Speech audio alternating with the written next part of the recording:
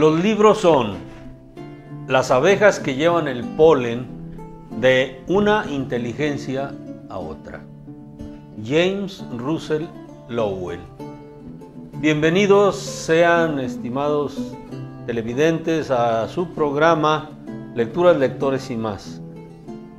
En esta tarde, como ya es costumbre, los lunes a las 7 de la tarde, estamos nuevamente encontrándonos con las lecturas, con los lectores y algo más.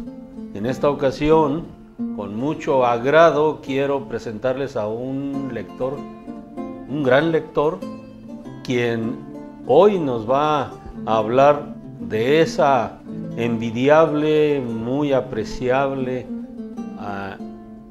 actividad que es la lectura, de ese hábito que quisiéramos fomentar en todos los que nos escuchan y en nosotros mismos.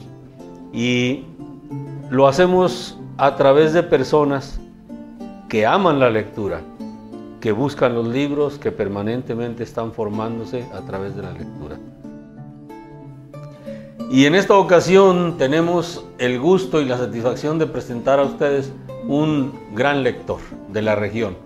Creo que muchos lo conocen, pero para quienes no, debo decirles que el doctor Joaquín, el día de hoy, nos está acompañando y va a compartir con nosotros una muy bonita lectura, una obra literaria de un también escritor mexicano jalisciense que dejó profunda huella en las letras mexicanas, latinoamericanas y tal vez universales. Quiero darle la bienvenida y pedirle al doctor que sea tan amable de él mismo presentarse, decirnos algunos datos que lo identifican y con los cuales ustedes se van a familiarizar en los siguientes minutos que tengamos el gusto y la satisfacción de platicar con usted, doctor. Bienvenido. Gracias, buena tarde, maestro. Con todo el gusto del mundo estamos aquí en esta tarde para compartir un poquito de la lectura que nos apasiona. Mi nombre es Joaquín Robles González. Soy médico de profesión y soy pues un devoto de la lectura desde hace ya muchos años.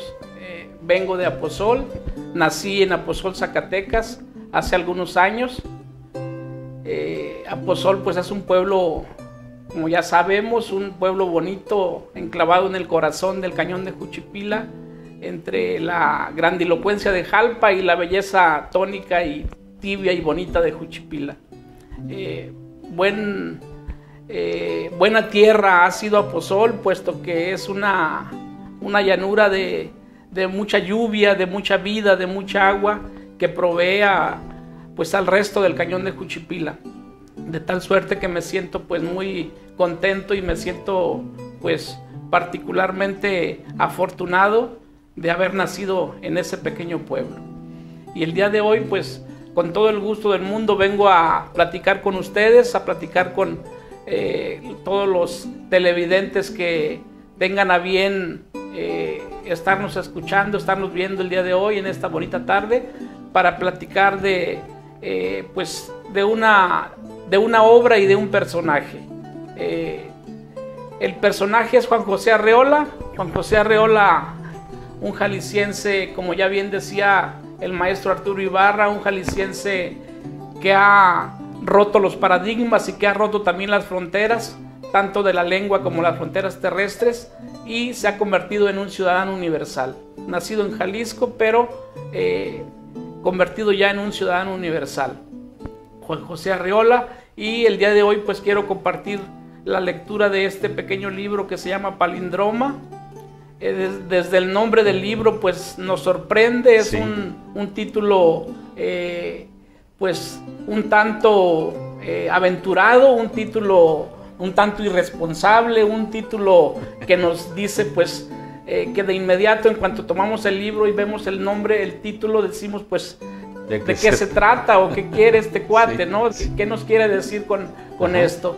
Y bueno, palindroma, pues ya sabemos qué es lo que se lee al derecho y al revés, y que significa lo mismo, de tal suerte que pues desde el nombre, desde el título nos atrae, nos subyuga, nos conquista, porque así es. Pues es un libro maravilloso, sí. Y por eso lo hemos elegido en esta tarde para platicar de él, maestro. Muchas gracias por ponernos ya a tono con el tema de esta tarde. Le quiero preguntar antes de pasar a divertirnos, porque es lo que hace toda la persona que lee a Arriola, no hace otra cosa más que divertirse y aprender por su estilo. Pero antes de llegar a los comentarios, quisiera pedirle que nos platique cómo es que usted se convirtió, y a partir de cómo y bajo qué circunstancias, en un lector. Aquí siempre le preguntamos a cada uno de nuestros invitados, a ver, pero ¿cómo es eso ¿por qué tú sí lees y hay quienes no leen? ¿Cómo es que los libros te encontraron o tú los encontraste? Y esa historia siempre resulta interesante porque pues tenemos versiones muy diferentes. Doctor, ¿qué fue lo que en usted influyó y determinó que se hiciera un gran lector? Sí, cómo no, maestro. Soy sobre todo un lector devoto. No sé si sea un gran lector, pero sí soy un lector devoto. De tal suerte que me apasiona todo lo que leo y me apasiona todo lo que puedo leer mañana. De tal suerte que es una pasión de vida. En ese sentido, la lectura pues no la busqué. La lectura más bien me tropecé con ella hace muchos años y ya no me ha dejado nunca. Debo agradecer seguramente a mis maestros primeros que tuve en este camino que empezamos hace muchos años en la escuela primaria. Recuerdo con mucho cariño a la maestra Adelaida Sandoval, que fue una de las primeras personas que me abrieron los ojos ante el mundo y me pusieron también un libro en las manos. En aquellos años, pues, los libros a los que teníamos acceso eran nada más los libros de texto gratuitos. Y bueno, tenían, por supuesto, lecturas maravillosas. Entre ellas, pues, a veces encontrábamos también por ahí un cuento, un poema en prosa, o uno de esos artefactos verbales que luego supimos que eran de Juan José Arriola. Sí. Y bueno, debo decir también que mi primer encuentro con la palabra no fue con la palabra escrita, sino que fue con la palabra oral.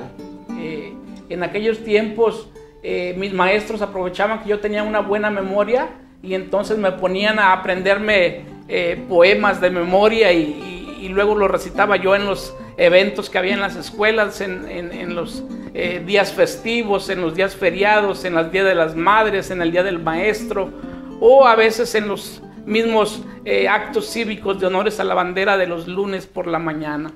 De tal suerte que mi primer encuentro pues fue con la palabra oral, con la palabra hablada, con la palabra conversada, con el diálogo, con la plática, que se hace, por supuesto, entre personas que hablamos el mismo idioma. De tal suerte que eso me permitió ir creciendo. Y luego llegué pues a la escuela secundaria. También ahí tuve maestros que son extraordinarios en mi palmarés, en mi pequeño palmarés, de tal suerte que debo de dar un merecido reconocimiento y un de corazón recuerdo a esos maestros, entre los cuales se encuentra la maestra María del Carmen Mercado Benavides, que es de aquí, de esta tierra de Juchipila, y que lamentablemente ha fallecido.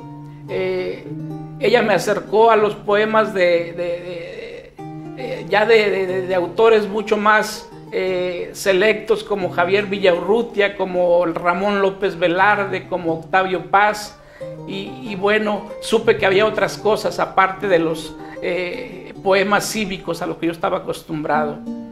Y bueno, recuerdo también con mucho cariño al profesor Enrique Ávila Ovalle, que aparte de enseñarme la palabra oral de una manera muy poderosa, también me introdujo en la palabra escrita. Y es ahí donde viene el parteaguas, pues, ya del desarrollo de mi persona. Y recuerdo, por supuesto, también aquí en este momento, a mi maestro Antonio Campos Salas, también una persona fundamental en mi formación de mi persona y en mi formación también profesional. De tal suerte que fue de esa manera como poco a poco fui adquiriendo ese amor por la lectura, por las letras, que me permite pues el día de hoy disfrutarlo y estar aquí con un gran gozo, porque finalmente eso es la lectura, el gozo enorme de compartir nuestras experiencias, nuestros gustos, nuestros placeres y también a veces nuestros dolores y nuestras desdichas, porque de eso está hecha la vida. Y también la literatura pues es eso, es un reflejo, es un espejo de la vida de todos nosotros, y por eso es tan bonito y tan importante el día de hoy estar aquí, maestro. Ay, pues muchas gracias, doctor, por esa explicación tan precisa y tan emotiva que nos hace. Creo que queda muy claro cuál es el momento y la forma en la que usted se ha relacionado con las letras y con la lectura en particular. Y algo que también acostumbramos nosotros averiguar acerca de lo que sucede con nuestros invitados, aunque ya lo esbozó, de hecho creo que ya lo dejó claro, pero de todas formas voy a verificar cuál es el género o cuáles son los géneros literarios a los que usted recurre con mayor frecuencia para leer. Repito, creo que ya nos queda claro porque usted ha estado insistiendo en determinada clase de lecturas, pero quizá no es la única, la poesía. Seguramente que tiene varias, más de una.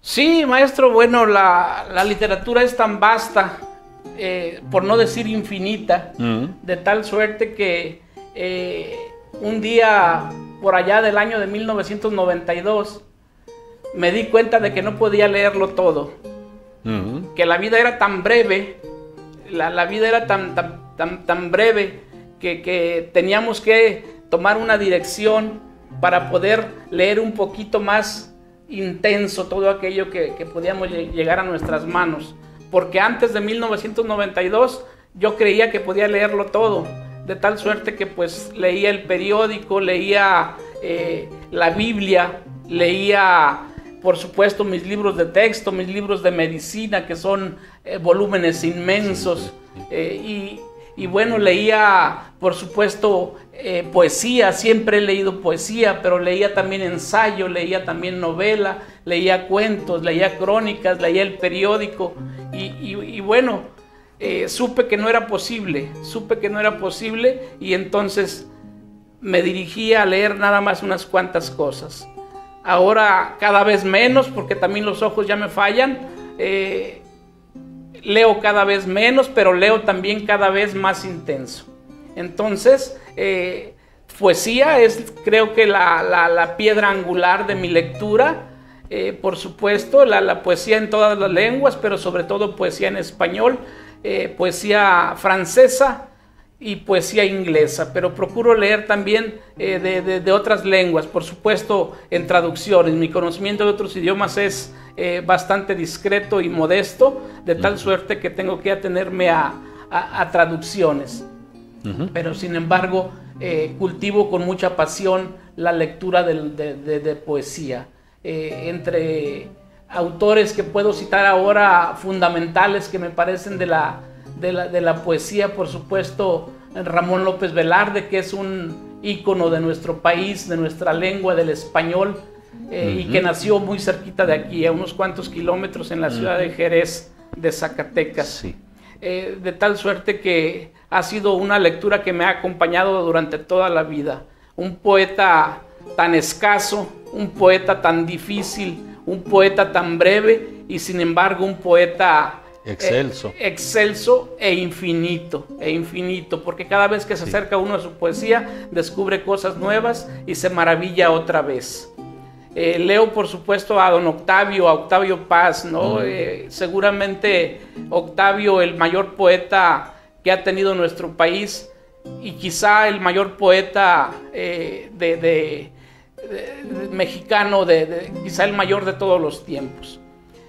No quiero, por supuesto, pecar de soberbia, pero bueno, hay otros grandes poetas también, por supuesto, Sor Juana Inés de la Cruz, por supuesto, Javier Villaurrutia, Jaime Torres Bodet, Gilberto Owen, enormes poetas todos ellos, pero creo que sí, Octavio pues ha deslumbrado siempre y tiene una obra tan vasta que parece imposible de abarcarla, ¿no?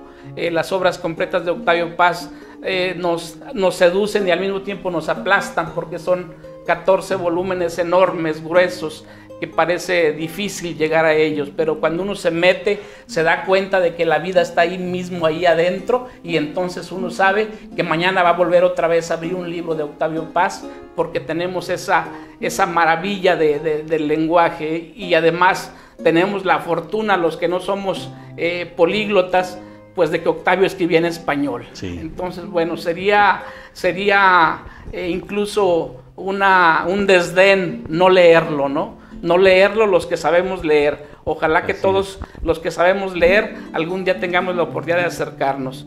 Y bueno, leo también, por supuesto, un poquito de novela, leo también un poquito de ensayo para poder también entender un poquito cómo es la trama del mundo.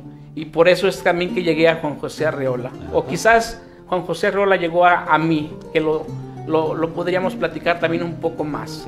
Sí, fíjese, doctor, a propósito de lo que usted dice, que a lo mejor lo encontró a usted, este libro, hay un programa en el que platicamos con una señorita próxima maestra, ya cercana a terminar su carrera, y justo se trató de un libro en donde nos explica, y el propio libro así lo trata, cómo los libros son quienes nos buscan y nos encuentran. Pero bueno, también puede suceder al contrario. Me ha gustado mucho lo que nos explicó acerca de su preferencia por ciertas clases de lectura o géneros. Ya quedó muy claro. Doctor, ¿por qué no nos hace favor de platicarnos, antes de pasar a Palindroma, algo sobre el autor? Porque yo, antes de iniciar la conversación formal, le comentaba que para mí Juan José Arreola fue un hombre excepcional, no solo como literato, sino como persona misma. Su forma de expresarse, la pasión también, las ganas de hacerse entender, y que lo hacía con una gran maestría, por cierto, por el don de la palabra que pudo cultivar. Y yo creo que Arreola es un personaje del que podríamos platicar un rato, y yo quisiera que usted sea quien nos ponga al tanto de quién fue Juan José Arreola, por favor. Sí, con mucho gusto. Juan José Arreola nace el día 21 de septiembre del año de 1918. 1918 es un año crucial en muchos aspectos. Es el fin de la Primera Guerra Mundial, es la presencia de la gripe española que mató millones de personas en el mundo y también en nuestro país y en nuestro continente. Y bueno, él decía que nació el día del armisticio, es decir, el día de que se depusieron las armas. Y nace el 21 de septiembre, que es día de San Mateo Evangelista.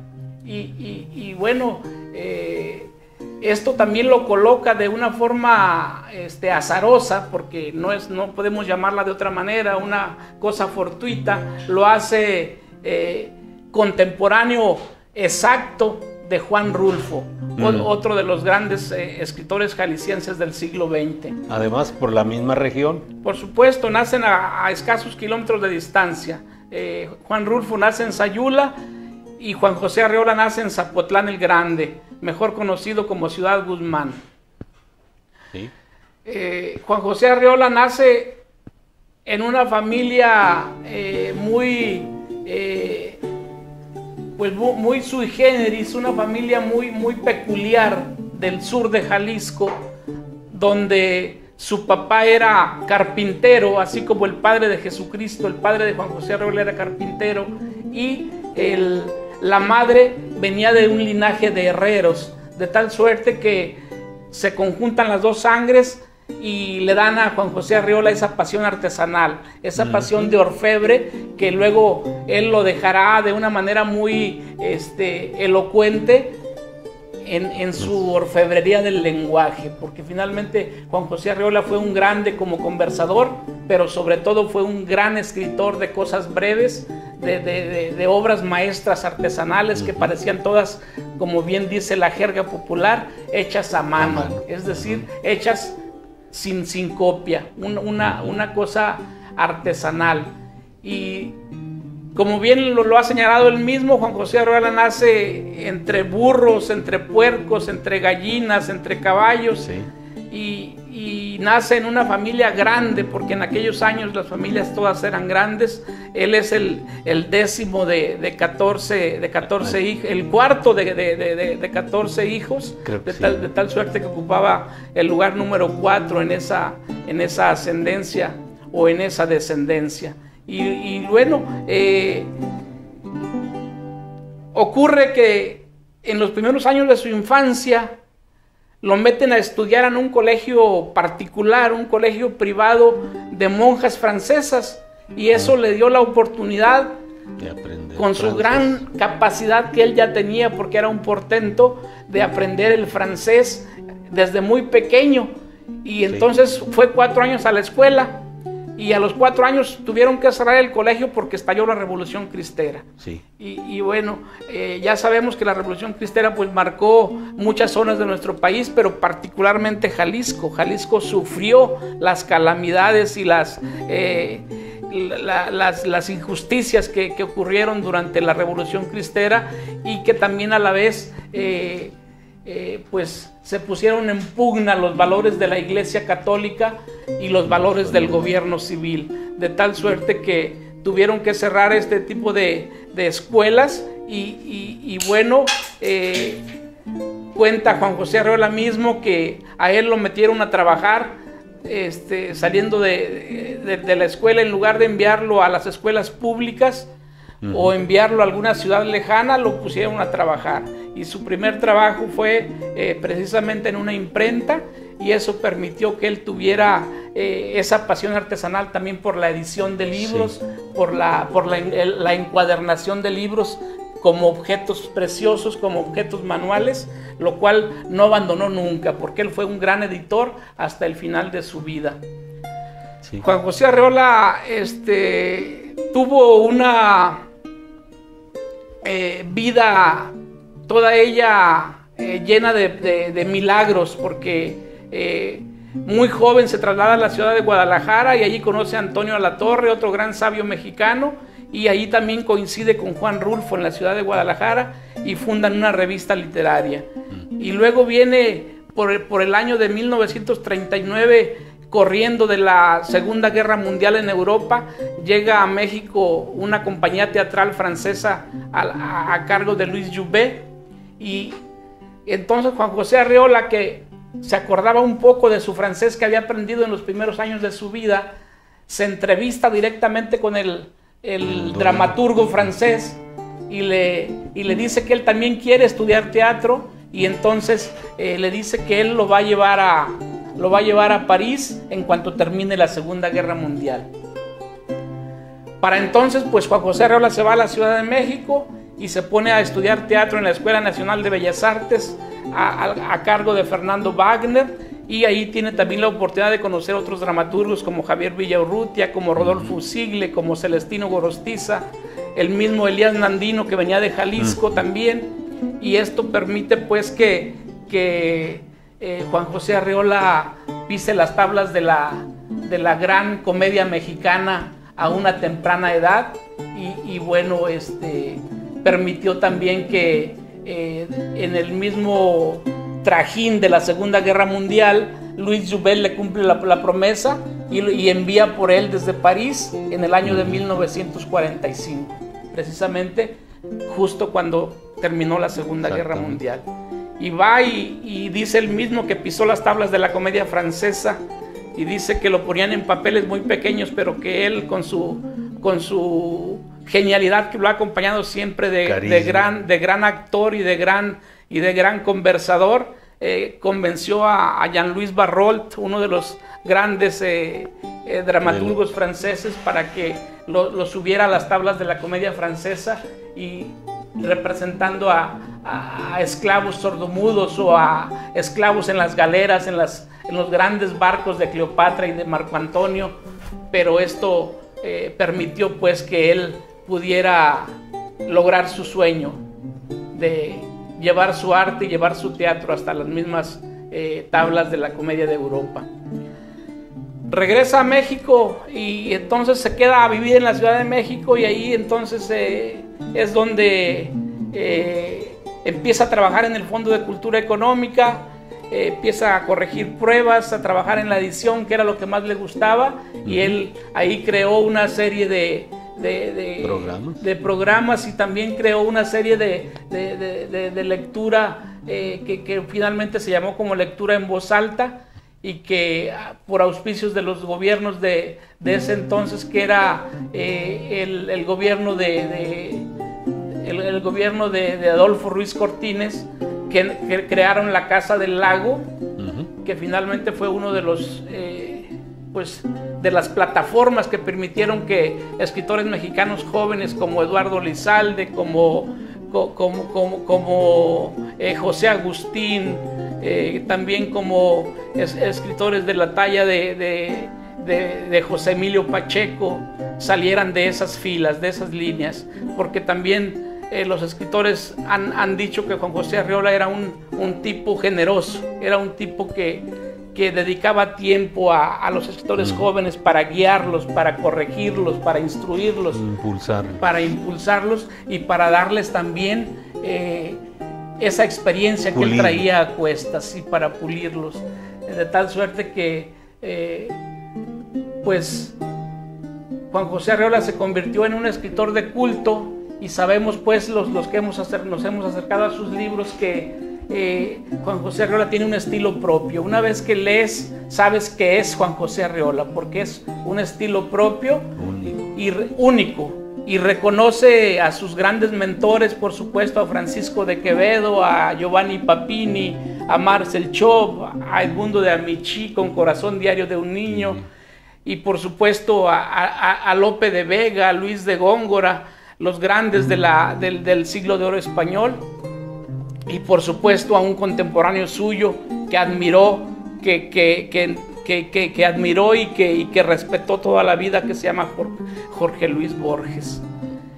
Y por supuesto, de manera paralela, pues impulsó también a su paisano y a su contemporáneo Juan Rulfo. Es curioso cómo los libros de Arriola y de Juan José Arriola y de Juan Rulfo nacen prácticamente de forma simultánea. El Llano en Llamas, Pedro Páramo, Confabulario, Varia Invención, Bestiario, y el mismo Palindroma, que nace unos cuantos años después. A diferencia de Juan José Arriola, que era todo elocuencia y que era todo palabra prodigiosa, Juan Rulfo era un tipo misántropo, era un tipo introvertido, callado, y que pues navegó con su fama que le dieron sus dos libros, sus dos obras maestras, El Llano en Llamas y Pedro Páramo, y sin embargo Juan José Arriola siempre lo impulsó. Incluso sabemos que probablemente el título de Pedro Páramo lo haya sugerido Juan José Arriola. Juan José Arriola, porque antes de llamarse Pedro Páramo, el libro se llamaba Los Murmullos.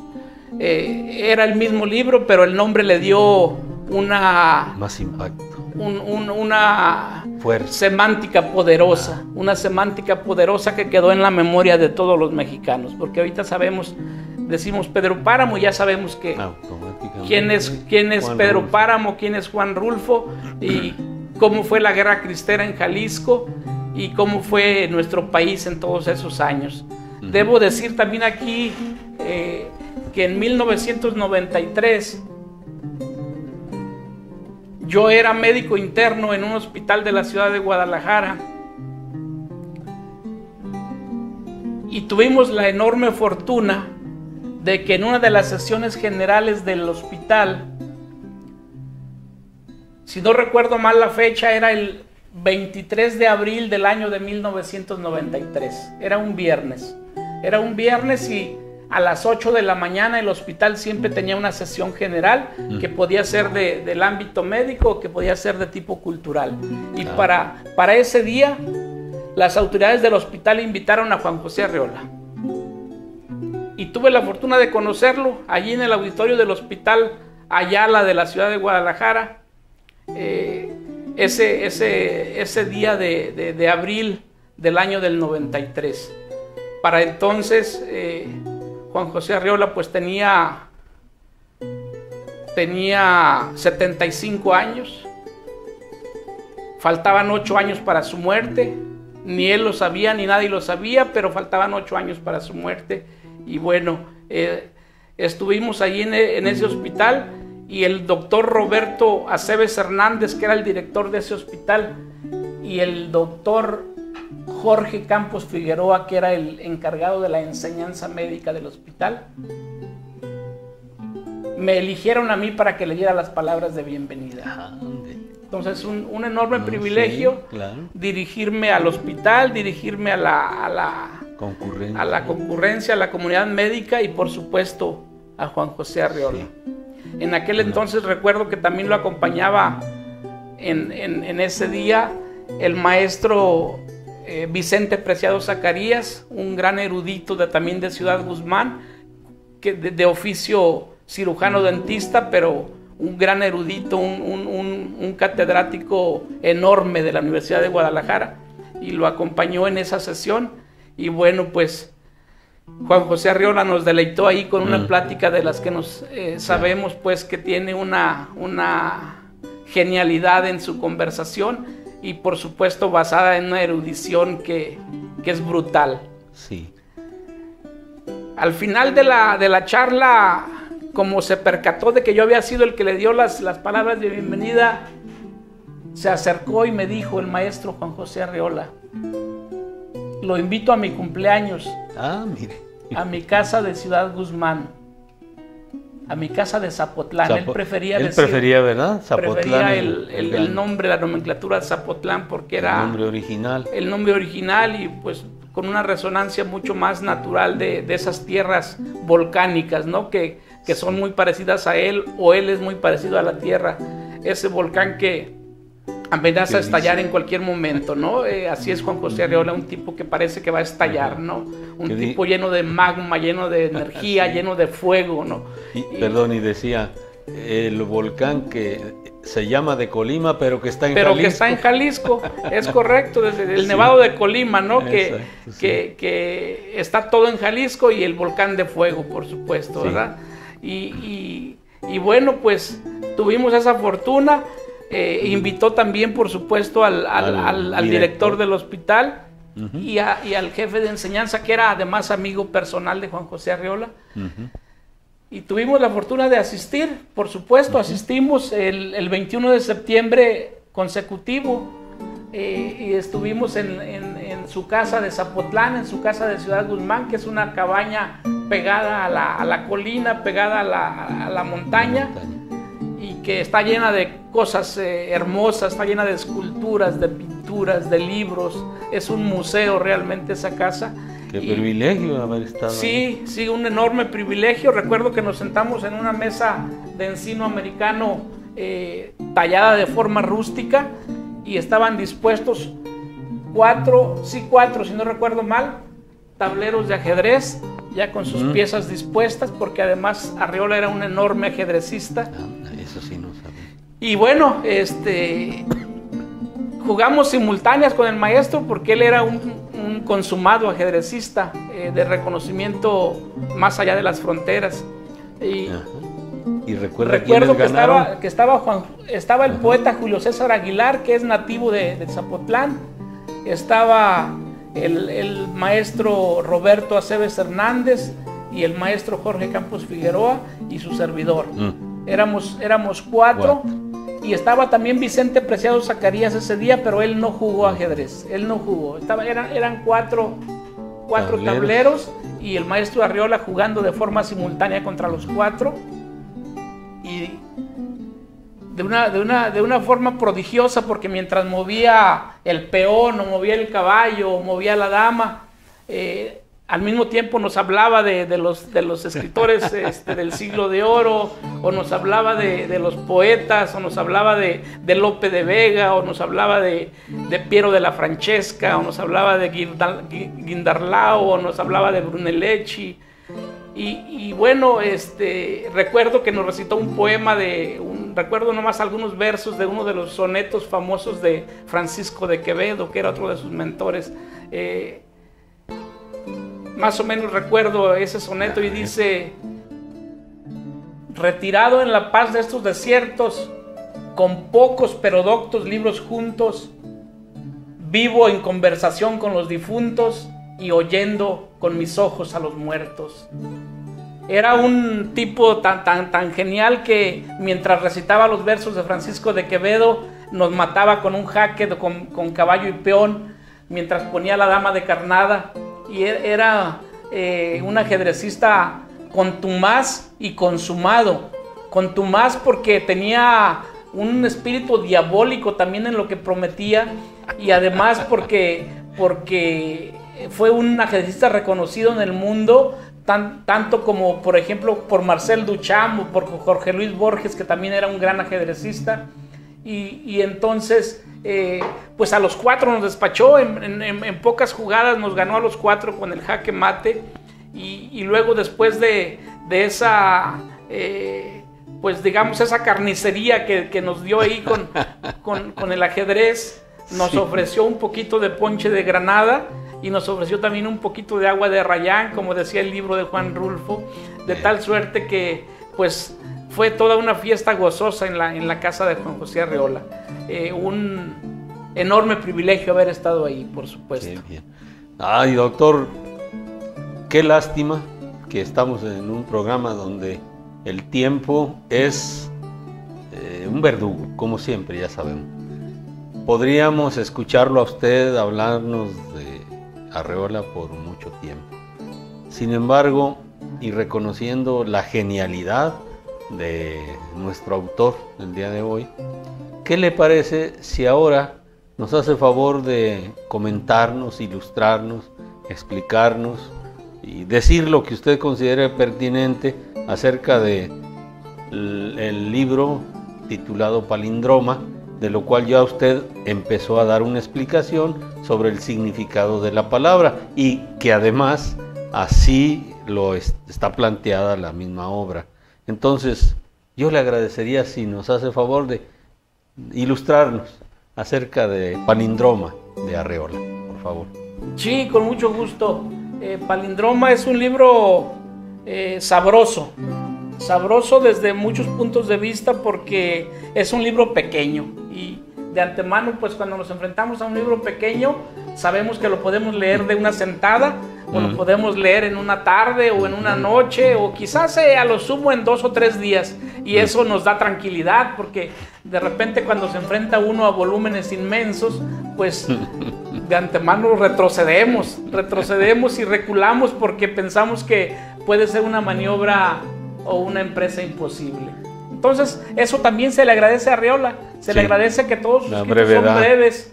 Tiene 6 o 7 libros publicados Juan José Arriola, y todos ellos son breves, de tal suerte que eso nos permite una lectura más tranquila, sin zozobra, una lectura que se goza, y una lectura pues que nos alienta a seguir. Palindroma no es la excepción. Palindroma, al contrario, quizás sea la marca endeble de Juan José Arriola, porque es un libro que puede que represente de una manera mucho más clara y de una manera mucho más precisa la empresa de Juan José Arriola.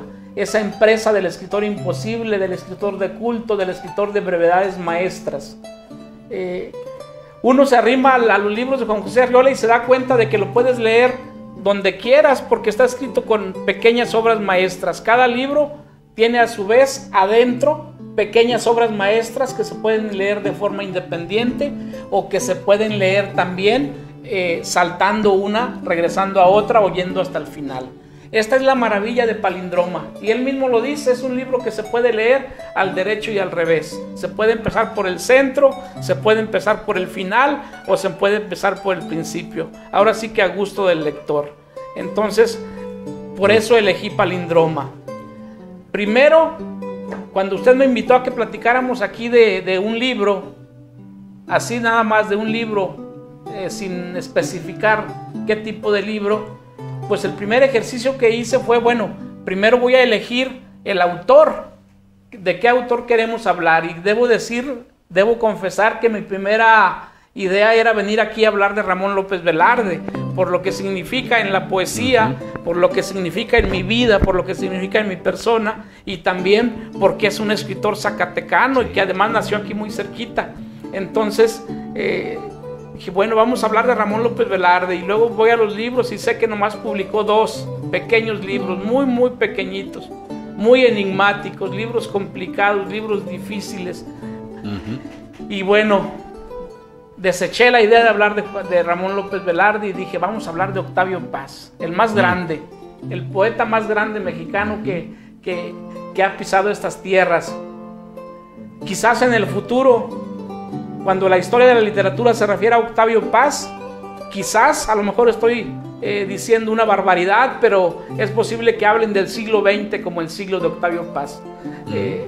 Porque finalmente Octavio Paz trascendió las fronteras terrestres y las fronteras de la lengua. Y sabemos pues también que es el único mexicano premiado en la Academia Sueca.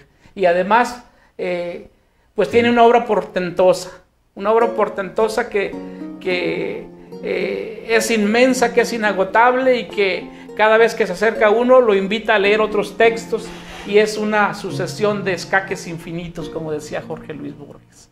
Y entonces dije, vamos a hablar de Octavio Paz, pero ¿de qué libro? Entre tantos. ¿Sí? Renuncié también a esa empresa y dije, bueno, vamos a hablar de Javier Villaurrutia, porque es un poeta sagrado en el canon de la poesía mexicana, y dije, bueno, vamos a ir a hablar ahí de Nostalgia de la Muerte, ¿no? El libro central de Villaurrutia. Y yo después dije, no, porque Villaurrutia necesita también esos pequeños espacios de comunión con la poesía y de comunión con la soledad, de comunión con la noche, y como que no era lo mejor. Y así fui descartando autores hasta que llegué a Juan José Arriola. ¿Por qué llegué a Juan José Arriola? Pues primero por lo que también ha representado en mi vida, y también porque es un escritor al que sí te le puedes acercar. Te le puedes acercar sin miedo, porque es un escritor, ya decíamos, de obras muy breves, que a su vez están compuestas de todavía más breves obras maestras en su interior. De tal suerte que si abres Confabulario, te encuentras el Guardagujas, te encuentras la Botella de Klein, te encuentras el Converso o el Silencio de Dios, que son todas ellas pequeñas obras maestras. Y bueno, ¿por qué Juan José Arriola? Pues porque ha sido también un paradigma en mi evolución personal. Y eso para mí ha sido pues una cosa extraordinaria. Y también por la fortuna que tuve de conocerlo, y también porque pues la vida le cobró factura, y al final de su vida pasó 3 años batallando con una demencia que lo llevó a la muerte, con una hidrocefalia, y que es paradójico como un hombre de tanta erudición, como un hombre de tanto conocimiento y claridad de pensamiento y claridad en su expresión, y la belleza de su expresión, pudo acabar en la demencia, ¿no? Una cosa paradójica y triste, y pues eso también me atrajo para poder leerlo el día de hoy y hacerle un pequeño homenaje aquí en nuestra tierra, en esta tierra de Cuchipila. Muy bien. ¿Y por qué llegamos al libro? ¿Por qué llegamos al libro, a Palindroma? Pues precisamente porque Palindroma es el libro que más lo representa. Sí. Es un libro que tiene pequeños poemas en prosa que parecen pequeños ensayos, que parecen crónicas, que parecen cuentos, y tiene hasta una obra de teatro. Tiene una puesta en escena que se llama Tercera Llamada, fantástica. ¿Y por dónde empezar a leer Palíndromo? Pues por donde tú quieras. Puedes abrir el libro al centro, puedes abrirlo al final, puedes abrirlo al principio, y te vas a encontrar con una caja de maravillas. Entonces, por eso es que elegí Palíndroma. Además, pues, a los que no han conocido a Juan José Arriola y que el día de hoy quieren acercarse a la lectura, quieren acercarse a la literatura, o quieren acercarse particularmente a Juan José Arriola, creo que es una gran puerta de entrada. Creo que Palíndroma puede ser una llave maestra que abra las cerraduras de nuestros dogmas y de nuestras limitaciones como seres humanos. Porque Juan José Arriola era un escritor católico que escribía desde el catolicismo, pero de un catolicismo converso que le permitía criticar al mundo. Y tenía además también Arriola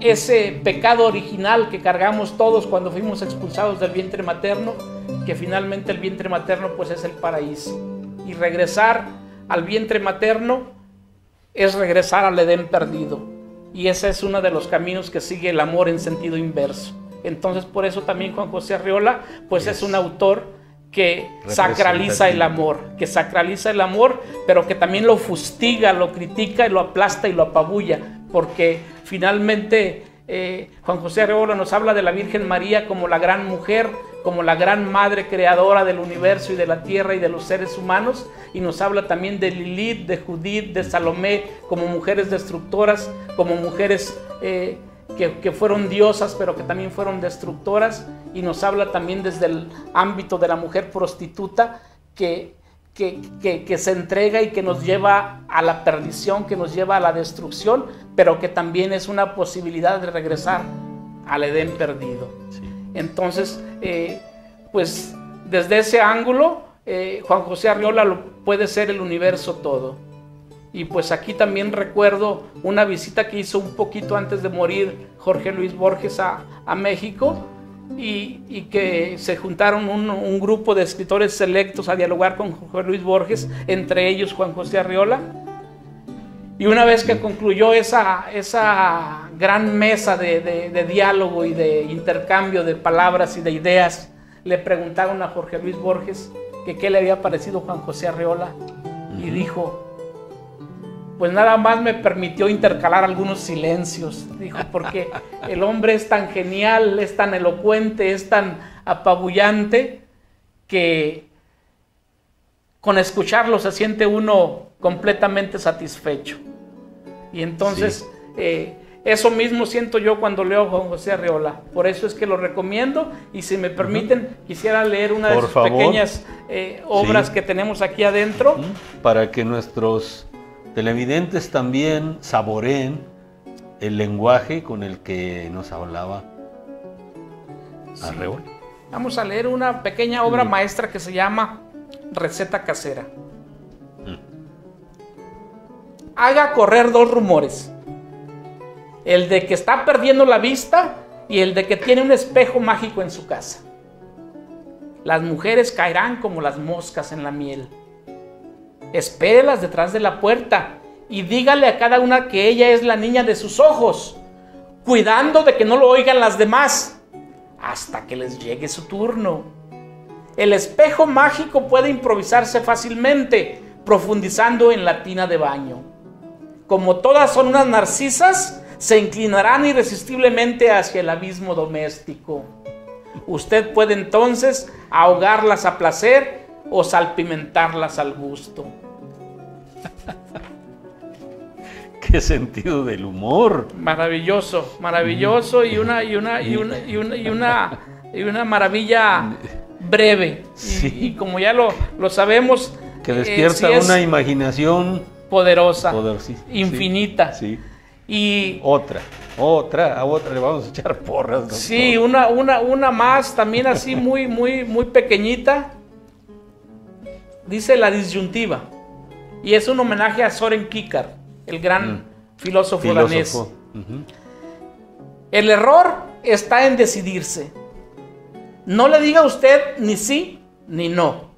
Empuñe resueltamente los dos extremos del dilema como las varas de una carretilla y empuje sin más con ella hacia el abismo. Cuidando, claro, de no irse otra vez como la soga tras el caldero. No la oiga gritar. Recobre inmediatamente el equilibrio entre temor y temblor. Recuerde que la cuerda es floja y que usted irá por la vida ya para siempre en monociclo. La rueda de este vehículo intelectual puede ser una pieza de queso parmesano o la imagen de la luna sobre el agua, según temperamento.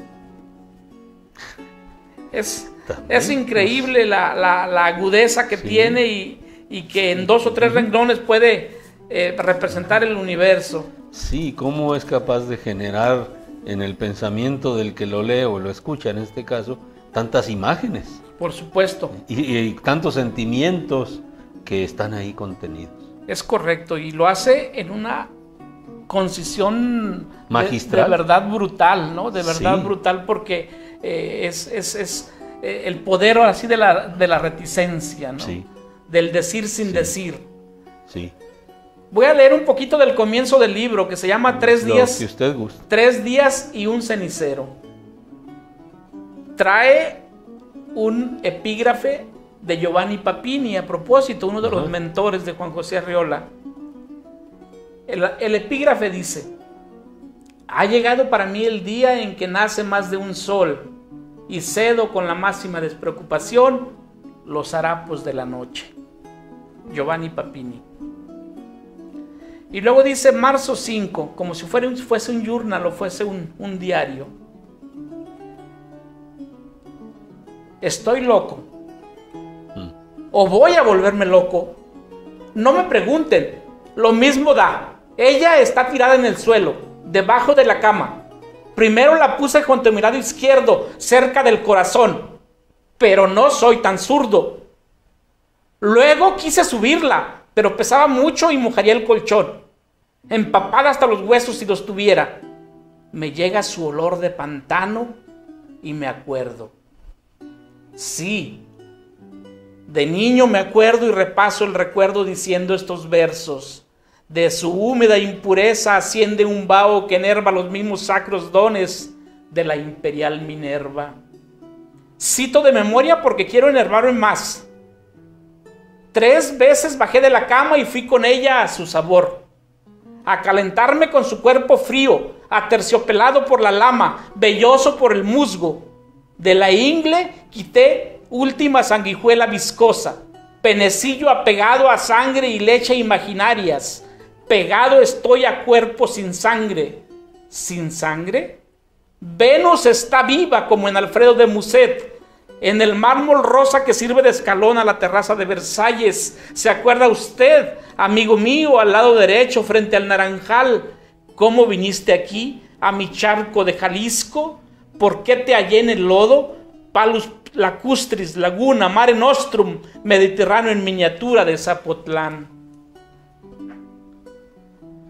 Aquí te hallé y recojo tu fragancia y tu lodo podrido, y me acuerdo de niño, quise hallarte, tesoro indicado en la postura de una garza morena, morena porque el sol te vio la cara desde antes que te sumergieran en el agua para hacerte brotar de la espuma. No te busqué en las cuevas del Nevado porque no soy alpinista ni espeleólogo tampoco. Alturas y profundidades me marean, la negación de Picard sin globo ni batiscafo. Vivo a ras de tierra, a orillas del agua y del sueño, y te soñé. Abriste al borde de mi cama un abismo anormal. Dije abismo en otro tiempo, soñando el infierno, porque el cielo está lejos y el corazón anida cerca del estómago, debajo de las costillas. Y así, sucesivamente, sigue el relato de 3 días y un cenicero, donde el autor, en este caso anónimo, quizás el mismo Juan José Arriola, y 2 cómplices llamados Pato Grande y Pato Hijo o Pato Chico, se encuentran en una Venus de mármol en la laguna de Zapotlán. Se refiere, por supuesto, a una Venus de mármol y todas las peripecias que significó el rescate de la Venus y luego el ocultamiento de la misma para que no se las confiscaran las autoridades, y de esta manera nos vuelve locos en esa narración. Dice que se está volviendo loco, pero los que nos volvemos locos somos nosotros en este mundo fantástico. Sí. Así, una y otra, encontramos verdaderas obras maestras. Juan José Arriola particularmente es reconocido en el mundo como un caballero, como un tipo que exaltó los buenos modales, como un tipo que exaltó el amor en todas sus manifestaciones, y en sus memorias que editó su hijo Orso Arriola, un nombre hermoso para sus memorias, dice El último juglar. ¿Quién es el juglar? Pues el juglar es el que canta, es el que recita, es el que dice, el que trae a cuento, el que trae la vida de su comunidad, la vida de su pueblo, y la cuenta y la memoriza, y de esa manera la hace eterna. Ese es el juglar, y ese es Juan José Arriola. Podemos seguir hablando aquí toda la tarde y toda la noche, y es inagotable. Yo recomiendo de veras a quien quiera acercarse a Juan José Arriola, quizás esta sea la puerta de entrada. Palindroma es una llave maestra que abre la cerradura de nuestra mente, las cerraduras de nuestro corazón, y que rompe paradigmas. Y obviamente el libro, faltaba más, faltaba menos, el libro acaba, pues sí, con un palindroma.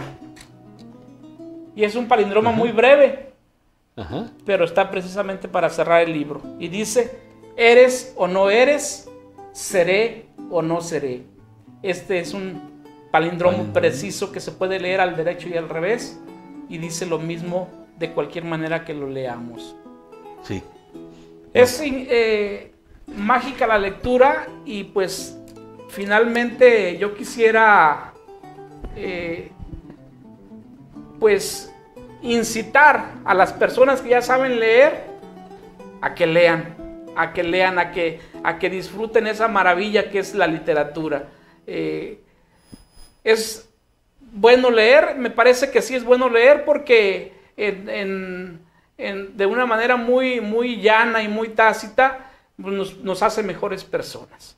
La lectura nos puede hacer mejores personas, y si somos mejores personas también podemos tener la capacidad de crear mejores sociedades, mejores colectivos que nos permitan vivir en un mundo de mayor paz, y en un mundo también donde haya una convivencia mucho más humana, una convivencia mucho más bonita, y que aleje los demonios del apocalipsis, que aleje las calamidades que nos azotan en la vida diaria, y que esto permita pues que las personas que ya saben leer se acerquen a los libros, y los que no saben leer pues ojalá tengan la dicha de aprender a leer.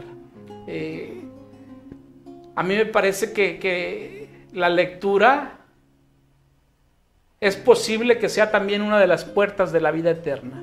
Es posible que nos permita acceder a esos rincones del alma que nos parecen proscritos o que nos parecen negados, y que a través de los libros podemos acceder a ellos. Obviamente, les decía, Juan José Arriola pues es un escritor católico que vive su catolicismo con intensidad, y que critica ese status quo del catolicismo, pero lo hace desde la visión amorosa de un escritor comprometido con una humanidad mucho más empática y mucho más justa. No es un apóstata, es al contrario, me parece que es un apóstol, pero un apóstol que tiene los ojos abiertos, y que nos puede guiar pues en ese camino de la lectura que queremos emprender. Doctor, creo que de mi parte no habría nada que agregar. Sí habría que desear volver a encontrarlo en otra oportunidad, para que ya fuera sobre Arriola o cualquier otro de los que mencionó, autores, escritores, literatos, nos pudiera volver a hacer disfrutar de su conversación, de la cultura que usted tiene acerca de cada uno de los temas que ha abordado el día de hoy. De verdad, yo sé que este ha sido un banquete para el espíritu, una fiesta para quienes nos gusta la lectura, y gracias a usted pues hemos podido pasar un rato realmente maravilloso. Le agradezco y quedamos con la invitación de que ojalá en otra oportunidad lo volvamos a escuchar, volvamos a darnos el gusto de esa ágil conversación, esa facilidad de expresión suya, esa extraordinaria memoria que usted nos dijo que tenía buena memoria. No, tiene una memoria muy poco común, porque cita y recuerda muchísimos detalles que difícilmente cualquier persona otra hubiera guardado ahí en esa memoria. Una vez más, muchas gracias, y salvo que usted quiera decir algo más a nuestro auditorio, de mi parte sería todo, y todo agradecimiento. Al contrario, el agradecido soy yo, porque ha sido muy gozoso estar aquí. Obviamente me siento en mi elemento, porque aunque no hemos hablado de poesía el día de hoy, sin embargo ha sido una de las tangentes. Y la poesía pues es un motor que me estimula todos los días para seguir estando vivo. Lo dije hace un rato, la literatura es inmensa y no podemos leerlo todo. La literatura es inmensa y la vida es breve. Pero si estamos vivos, quizá nos encontremos nuevamente en esta fiesta de la palabra. Muchas gracias por invitarme y por considerarme como un lector agradecido. Eso es lo que soy, nada más, un lector agradecido. Y nosotros decimos que un gran lector. Entonces, a nombre de Iván y a nombre mío propio, quienes pues hacemos el esfuerzo por llevar a todos los que nos hacen favor de sintonizarnos en Lecturas, Lectores y más, le expresamos nuevamente este agradecimiento y ratificamos la invitación para que nos venga a hacer que disfrutemos en otra ocasión. Muchas gracias, doctor Joaquín. Gracias a todas las personas que están de aquel lado. Buena tarde, nos vemos por ahí. Hasta la próxima.